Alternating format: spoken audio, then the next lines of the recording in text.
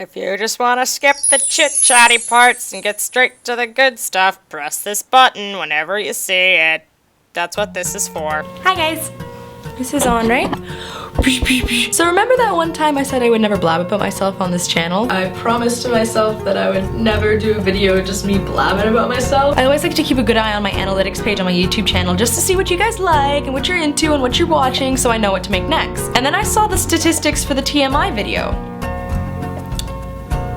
And then I thought, okay, I guess you guys like when I talk about myself. I don't know why, but you know, boom. So I was talking to my friends about what I thought I should do next, and they were like, you should do a dorm room tour. When I made this channel, I wanted to make videos that help people and make them happy and not just feed my ego with videos about me. So I'm going to do a dorm room tour type thing, but I'm also going to combine it with another theme. I suffer from mental illness, and I have a history of depression. It was really bad last year, like really bad last year, but I got some help during the summer, so everything's okay now. But when I decorated and applied for my dorm room, that's what I had in mind. So today I'm going to show you how I decorated my dorm room to fight mental illness and depression. First things first. When applying for your dorm room, if possible, ask for one that lets in a lot of natural light. It's been proven that sunlight is a natural antidepressant and helps your brain produce serotonin, a mood-lifting chemical. Other ways to increase serotonin are sleeping right, exercising, and drinking green tea. Oh crap, that's hot! Drinking tea has been proven to have a positive impact on mental health, so think about drinking that instead of coffee when you pull an all-nighter. Also, a study at Harvard proved that living with flowers strengthens feelings of compassion and decreases anxiety and worry, so you might want to put a few fake ones around. Keep your favorite photos or keepsakes on your bedside table so it's the first thing you see when you wake up.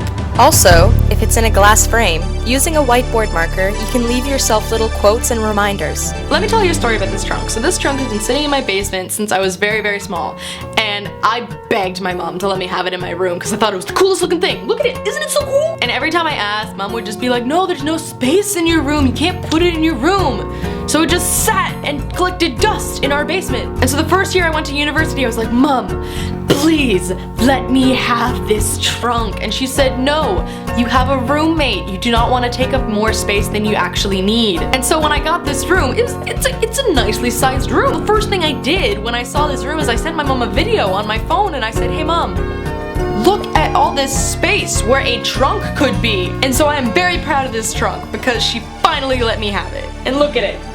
Just bask in its glory. Other photos that remind you of how far you've come, how far you're going to go, and other positive memories should be scattered around your room. If that's not enough to remind you, you can always just make yourself a list.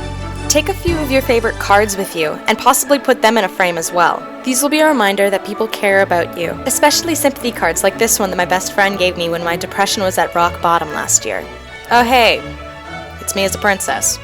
Feel free to hang up decorations relevant to your interests. These serve as a constant reminder for how flippin' awesome you are, and they're a great conversation starter if you're a shy person. Also try to have as many decorations that trigger a positive emotion, like this painting that my friend made me, or this poster for a musical that me and my friend wrote. Bring your hobbies and favorite books with you. So if your mind ever gets moopy, you can preoccupy it or throw it into a different world. This is a college self-help book that my parents gave me this year because they worry a lot, and it's always good to have at least one self-help book. This is a Neil Gaiman book that my friend gave me, and I need to finish it so I can give it back to him.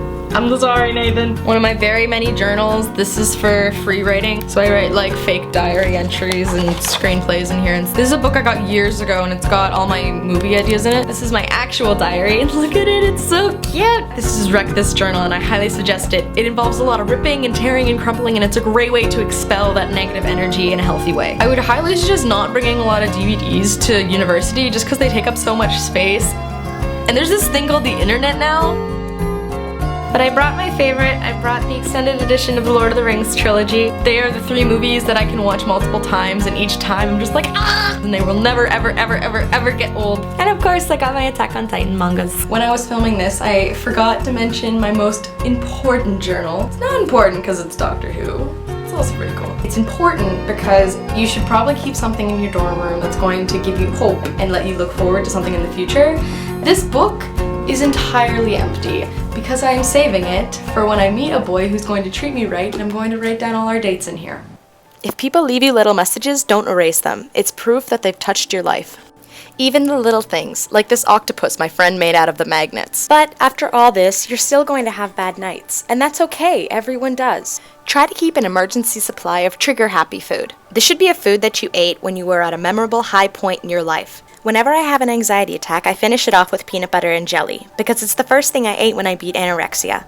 A little bit of Kamen Rider Gaim doesn't hurt either. Fill a shelf with objects that trigger a positive memory. Choose them carefully. Just by looking at them, you want to uplift your mood and remind yourself how cool your life is. Here's some examples of things that I have on my memory shelf. This is a little miniature dinosaur that I got in my screenwriting class. There's this girl who is really cute and really nice, and she was just handing them out.